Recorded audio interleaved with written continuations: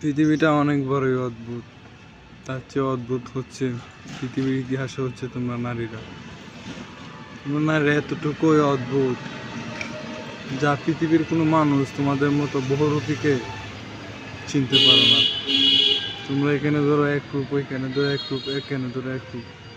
আল্লাহ কি তোমাদেরকে পৃথিবীতে পাঠাইছে শুধু এই অভিনয় আর মানুষকে রূপ দেখানোর জন্য? সাপ তো ভালো, চুবল দিলে মারা যায় মানুষ। তোমরা নারীরা এরকম এত বিষাক্ত কেন? তোমাদের জন্য তো পৃথিবীতে কোনো মানুষ মরতেও পারে না, কষ্টের অনুভবগুলো শুধু করতেই থাকে।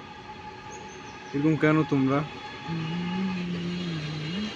পাপ কোনোদিন বাপ হয়ে ছাড়ে না, মনে রাখবা। পাপ হয়ে গেলে পাপের শাস্তি কোনো একদিন মৃত্যুর আগে পাইবা, মনে রেখো।